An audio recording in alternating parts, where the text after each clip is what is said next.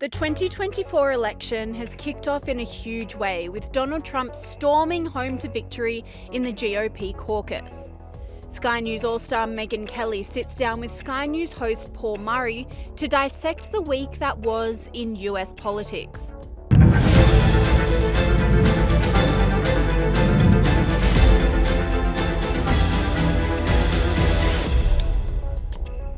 Donald Trump's win has pumped life back into the GOP.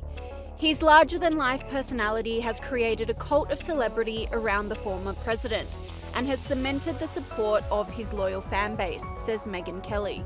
It is amazing to see the people standing out in very cold temperatures in New Hampshire just to catch a glimpse of him. And look, it speaks to the thing about Trump. He's not just the former leader of the free world and the guy very possibly going to be the next one. He's a star. He's a celebrity. And it's like he's literally the most famous person in the world now. And once he's back on the national stage and he's getting his swagger back because he got this big victory last night, and he's really looking he's definitely looking inevitable for the nomination, maybe beyond that. People just want to catch a glimpse of him. They want to be there to see the magic. And I'm sure the rallies are going to be repopulated in a way they haven't been recently. It's all starting to flow for him. But despite his skyrocketing popularity and unwavering fan base, Megyn Kelly also concedes that Trump definitely has narcissistic traits. I don't think Trump ever feels not loved. He doesn't have that gear. I think everybody who runs for president and certainly makes it has a bit of narcissism. Trump is definitely a narcissist. And it works for him. And I don't think if you're a narcissist, you don't think about anybody not loving you. It's why you get so mad when people aren't nice to you or don't see you as amazing as you see yourself. I don't get it. It's like the information isn't flowing the way the circuit breakers have made it, set up to flow. Megyn Kelly and Paul Murray were also very confident in a Trump victory in the primaries, saying his rivals are no match for the formidable former president. Trump's going to be the nominee. Literally, it's a court. That's the only reason that he would not end up being the person on the Republican side of the ballot. I know that, yes, technically there's New Hampshire next week and then there's South Carolina a month after that. But if people are willing to sit in the snow from 5 a.m. for 12 hours to see you, and then you're beating Nikki Haley in her home state, it's game over. It's done. Look, even if Nikki Haley wins New Hampshire, it's done. Realistically, with all due respect to her and Ron DeSantis, it was not a win. It was nothing close to a win. He did not, quote, earn a ticket out of Iowa. He needed to beat Trump. The only way for them to wrest control of this thing away from Trump, who was already running away with it in the polls, was for DeSantis to handily defeat Trump in Iowa, for Haley to do the same to him in New Hampshire, and then to reset the field by the time they got down to South Carolina, so that maybe one of them could take it away from him there, weakening him before we go into Super Tuesday. He beat them both by 30 points plus in Iowa yesterday. She is not well positioned to win. There was only one poll showing her within, I think, 7 points of him in New Hampshire. All the others have shown him handily beating Nikki in New Hampshire, and she didn't do anything last night to change her trajectory. She's like, I can now officially say it's a two-person race. Between whom? You're not one of them. Megyn Kelly also provided some sage advice to Nikki Haley and Ron DeSantis. Support Trump for the sake of the country.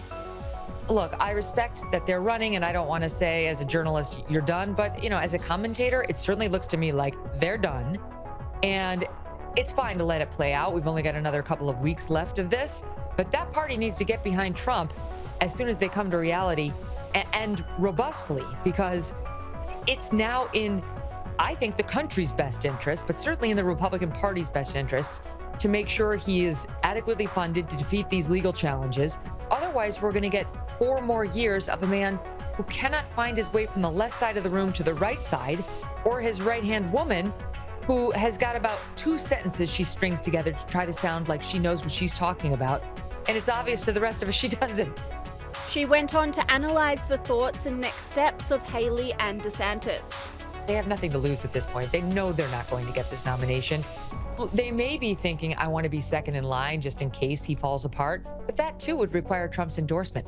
That too requires Trump to say, okay, I'll pass the baton to you in this imaginary world in which he's sitting in a prison saying, gee, I guess I can't do it. Who do I pass the baton to? All this is make-believe. So it's very hard to tell somebody who's losing that they've actually lost and it's time to throw in the towel when they've given it their all.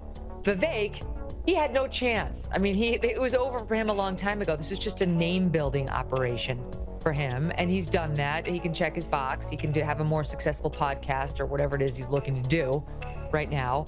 You know, he never distinguished himself from Trump anyway. So what was the downside in saying, yeah, guess what? Surprise, I'm Team Trump.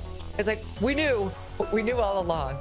And now there's a lot of chatter, Paul, about whether Nikki Haley has some sort of momentum not to become the nominee, but to become the VP nominee over the strong objections of hardcore MAGA. Megyn Kelly and Paul Murray then went on to ridicule the response of the left-leaning media to Trump's resounding victory.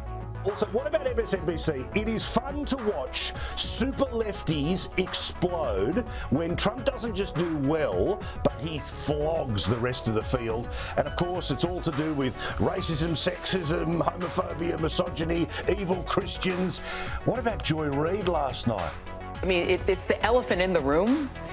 She's still a brown lady that's got to try to win in a party that is deeply anti-immigrant and which accepts the notion that you can say immigrants are poisoning the blood of our country. Joy Reid and others suggesting the reason the Republicans are never going to get behind Nikki Haley is because she's brown. She has brown skin, and the Republicans hate people with brown skins. They hate the black people and the brown people. Everyone knows this. And that's why Nikki Haley, who was governor of a deep South state, who was made UN ambassador, and who, is atop the polls after Trump right now, is secretly loathed by Republicans. I don't quite follow the rationale. And then the other commentators over on MSNBC were talking about how the real yesterday, even though Trump was 51%, it was bad news for him. Bad. Because he's only at 51%.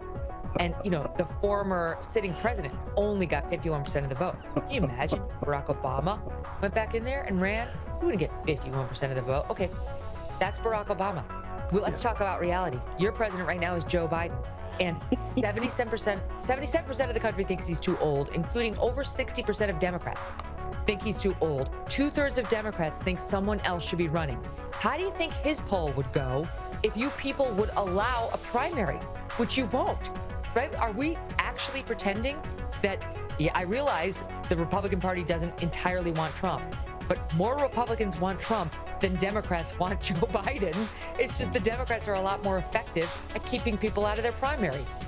And remember when Iowa had the chance to vote in 2020, Joe Biden came fourth. Remember, his candidacy was dead until he was able to do a deal in South Carolina. And then once he won South Carolina, and because African-American voters are the main ones that will end up voting in southern primaries, he ended up stitching together the wins that Trump is about to do as well. So please, they don't even remember their own history. But also, I love, let's also call a spade here, right? Which is, even if Nikki Haley became the nominee, they would pretend that she was Trump in a skirt.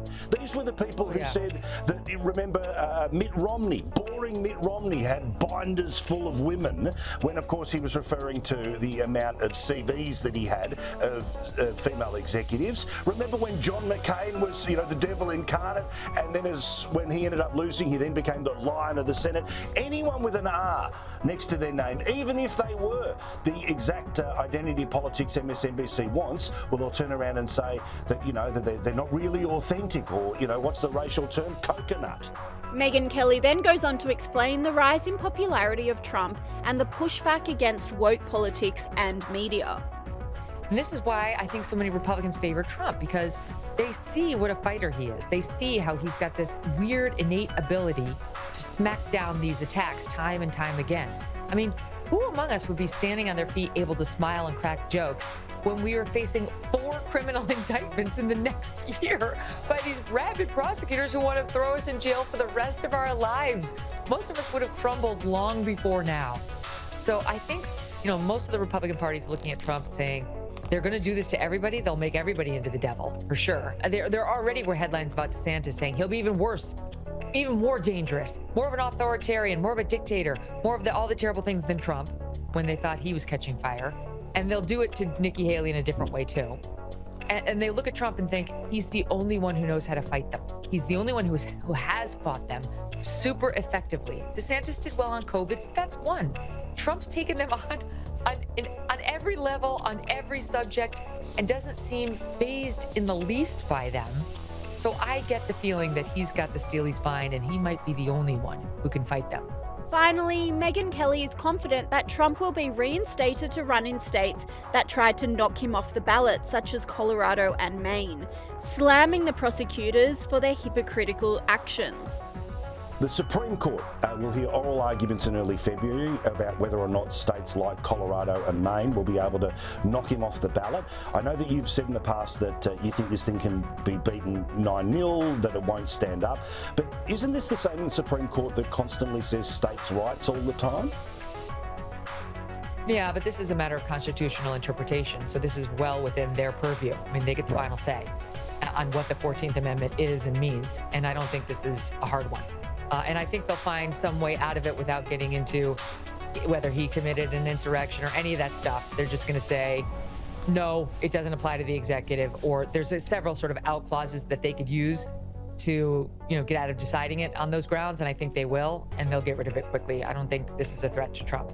And then what about some of these dodgy prosecutors, the ones that either end up getting charged themselves with federal crimes? This is my favorite story of the 2 weeks or 4 weeks now. What is it that we missed each other? My favorite story popped up. So Fani Willis is the DA going after Trump in Atlanta, Georgia.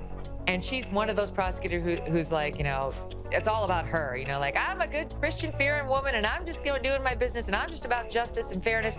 Well, it may be more complicated than that.